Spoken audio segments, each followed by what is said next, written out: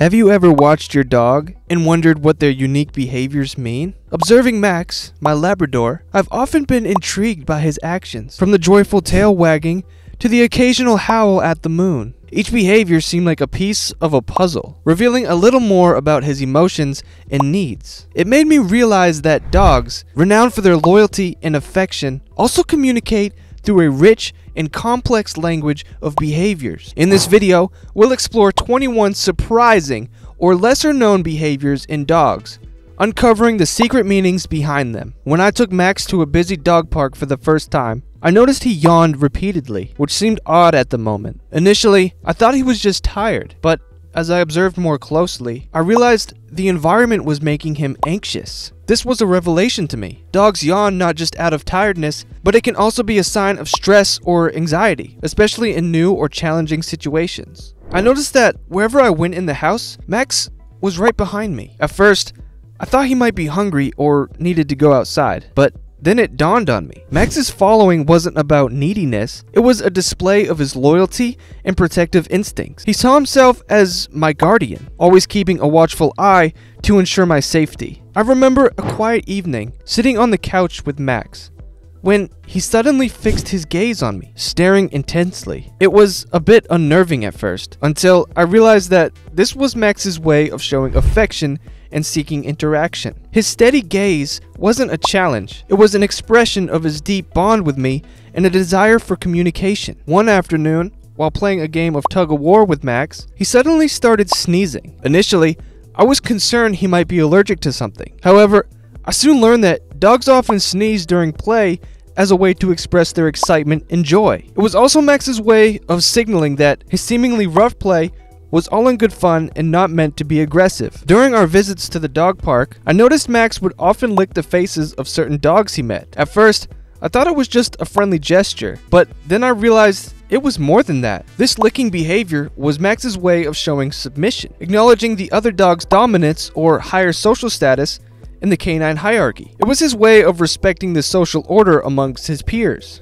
Whenever I'm in the kitchen, Max has a habit of sitting right on my feet. It seemed like a quirky behavior until I understood it was his way of marking his territory. By sitting on my feet, Max was showing a form of possessiveness, indicating to anyone else that I am his. Max went through a phase where he chewed on furniture relentlessly. While I first thought it was due to boredom or teething, I learned that this behavior can also be a way for dogs to relieve stress or anxiety. Realizing this, I started looking for ways to help Max cope with his stress in healthier ways. One worrying behavior I noticed with Max was when he suddenly started pressing his head against the wall. I learned that this could be a sign of a medical issue like parasites, lead poisoning, or salt imbalances. Promptly, I took Max to the vet, which underscored the importance of paying attention to such unusual behaviors as they could indicate health problems. Thankfully, in this case, Max was perfectly fine, but you always need to pay attention to your dog, just in case. Whenever I come home, Max greets me with a toy in his mouth. This behavior, I discovered,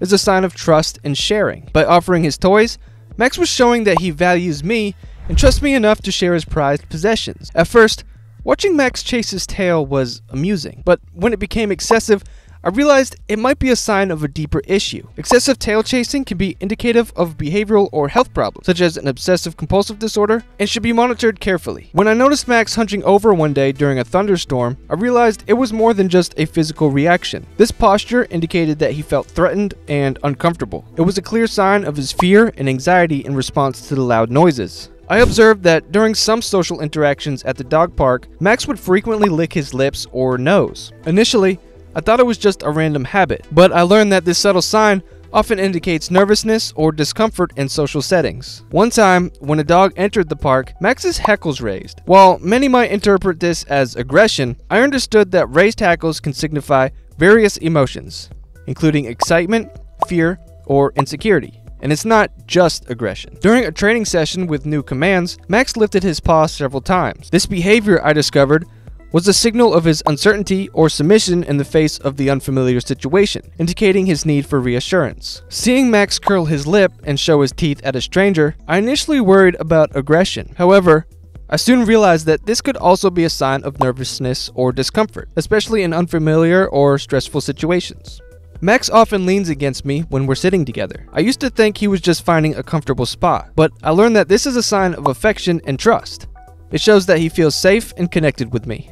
Max has a habit of digging in the garden. While initially perplexing, I discovered that dogs dig for various reasons beyond hunting instincts. They might seek cooler ground, want to bury something, or even do it out of stress or boredom.